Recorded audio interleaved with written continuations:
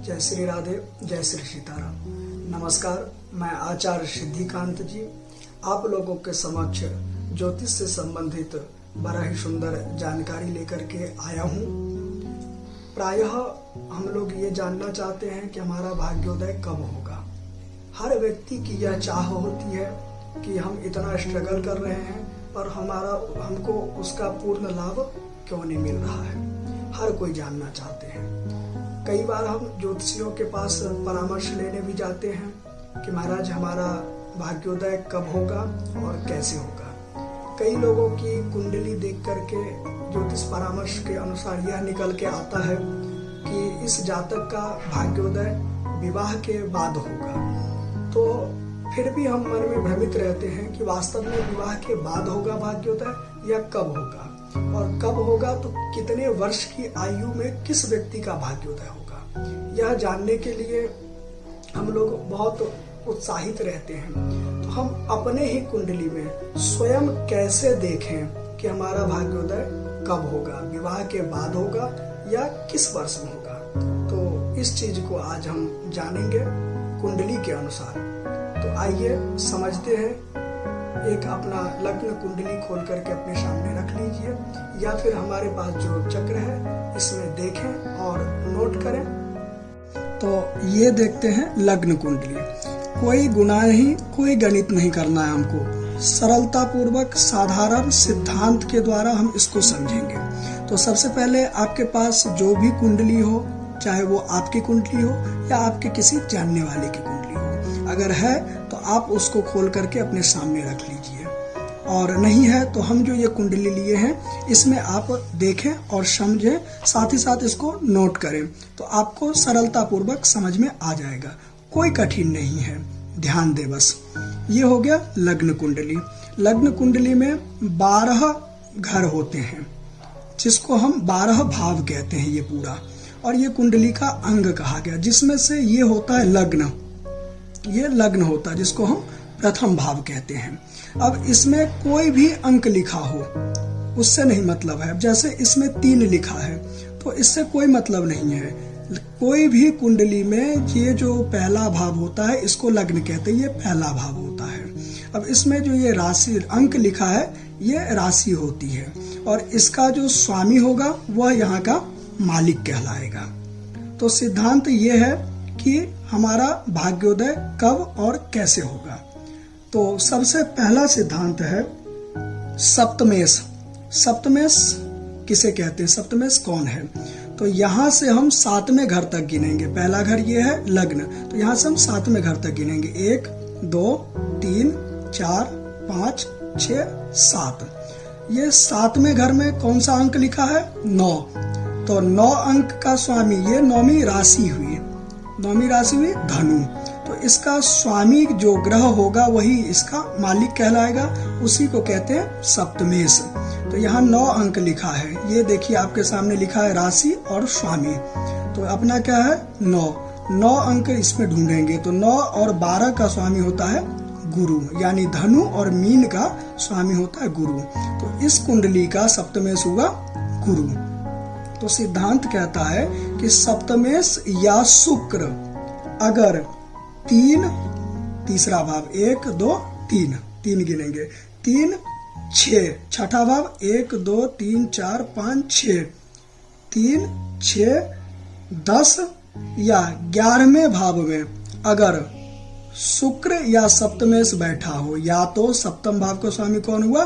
गुरु या शुक्र, या तो यहाँ बैठा हो, या फिर यहाँ 6वें घर में बैठा हो, या फिर 7वें घर में यहाँ बैठा हो, या 10वें घर में बैठा हो, या 11वें घर में बैठा हो, तो उस जातक का भाग्योदय विवाह के बाद होगा। जैसे कि इस कुंडली में यहाँ का स्वामी गुरु है, परंतु शुक्र कहाँ बैठा है? 6वें घर में।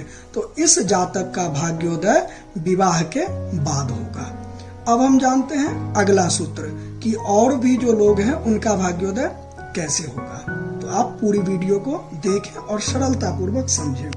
दूसरा सिद्धांत कहता है कि भाग्यश अगर सूर्य हो तो व्यक्ति की 22 वर्ष की आयु में भाग्योदय होता है। अब भाग्यश कौन है? तो 9वें घर के जो स्वामी है उसको भाग्येश कहते हैं। तब 9वां घर इसमें कौन सा है, तो हम यहाँ से गिनेंगे 1 2 3 4 5 6 7 8 9। तो ये 9वां घर हुआ। 9वें घर में कौन सा अंक लिखा है, 11। तो 11 का स्वामी कौन होता है, 10, और 11 का स्वामी शनि होता है। तो यहाँ का स्वामी शनि है। तो अगर भाग्येश सूर्य होगा तो 22 वर्ष की आयु में, परंतु यहाँ सूर्य नहीं शनि है, तो शनि होगा तो व्यक्ति की 31 वर्ष की आयु में भाग्योदय होगा। तो इसका तो जो जातक है इसका अगर शनि यहाँ बैठा होता तो 31 वर्ष की आयु में भाग्योदय होता, परंतु शनि यहाँ नहीं है, शुक्र षष्टम में है, तो इस जातक का भाग्योदय 22 वर्ष की अवस्था में होगी। अगर इस घर में 5 अंक लिखा होता, जैसे हम लेते हैं 5, ये 5 अंक लिखा होता तो यहाँ का स्वामी हो जाता कौन, 5 का स्वामी सूर्य। तो इस जातक का भाग्योदय 22 वर्ष की आयु में होता। अगर यहाँ 4 नंबर लिखा होता तो 4 का स्वामी कौन होता है, चंद्रमा। तो चंद्रमा अगर यहाँ का स्वामी, यहाँ अगर 4 अंक लिखा होता तो यहाँ का स्वामी होता है चंद्रमा। यहाँ का स्वामी यानी भाग्येश अगर चंद्रमा होता तो व्यक्ति की 24 वर्ष की आयु में भाग्योदय होगा। उसके बाद हम देखते हैं मंगल को। मंगल किसका स्वामी, बोले 1 और 8 का स्वामी मंगल। अगर यहाँ 1 अंक लिखा होता या 8 अंक लिखा होता, 8 अंक लिखा होता तो इसका स्वामी हो जाता मंगल। तो मंगल अगर 9वें घर का स्वामी होता यानी भाग्येश होता तो व्यक्ति की जो है 28 वर्ष की आयु में भाग्योदय होगा। अगला सूत्र बुध। 3 और 6 का स्वामी होता है बुध। अगर यहाँ 3 या 6 लिखा होता तो यहाँ का स्वामी भाग्येश हो जाता बुध। तो बुध अगर भाग्येश होगा तो व्यक्ति की 32 वर्ष की आयु में भाग्योदय होगा। अगर यहाँ का स्वामी होकर के यहीं बैठा है तो और अच्छी बात। अन्यत्र भी अगर केंद्र या त्रिकोण यानी 1 4 7 10 या 5 9 में किसी शुभ राशि में बैठा है तो भी उसका भाग्योदय इसी वर्ष में होगा जो हम आपको बता रहे हैं। आगे लेंगे गुरु का। 9 और 12 का स्वामी होता है गुरु। अगर यहाँ पे 9 लिखा होता या 12 नंबर का अंक लिखा होता तो यहाँ का स्वामी हो जाता गुरु, यानी भाग्येश हो जाता कौन, गुरु। तो जिसका भाग्येश गुरु होगा उस व्यक्ति की 16 वर्ष की आयु में भाग्योदय होता है। उसके बाद हम बात करते हैं गुरु के बाद शुक्र का। अगर यहाँ पर 2 या 7 अंक लिखा होता, शुक्र किसका स्वामी है, 2 और 7 का स्वामी शुक्र है। अगर यहाँ पर 2 या 7 यानी वृष या तुला राशि होती तो यहाँ का स्वामी हो जाता शुक्र, और शुक्र अगर यहाँ का स्वामी होगा तो व्यक्ति की 25 वर्ष की आयु में भाग्योदय होगा। शनि का सिद्धांत आपको पहले बता ही चुके हैं। आगे हम लेते हैं राहु का। राहु किसका स्वामी होता है, 9वें और 12वें का स्वामी गुरु और राहु होता है। अगर यहाँ पर 9 या 12 अंक लिखा हो तो भी व्यक्ति की जो है, अगर राहु बैठा हो, गुरु की जगह राहु बैठा होगा तो 42 वर्ष की आयु में व्यक्ति का भाग्योदय होगा। तो अब आप अपनी कुंडली में खुद देख करके जान सकते हैं कि आपका भाग्योदय कब और कितने वर्ष में होगा। इस चीज को आप खुद से देख सकते हैं। अगर हमारी यह वीडियो आपको पसंद आए तो लाइक करें, कमेंट करें, शेयर करें और बेल आइकन को दबाना न भूलें। किसी भी प्रकार का ज्योतिष से संबंधित या जीवन में चल रही समस्याओं का समाधान जानने के लिए नीचे दिए हुए विवरण पर संपर्क करें और उसका समाधान जानिए। जय श्री राधे।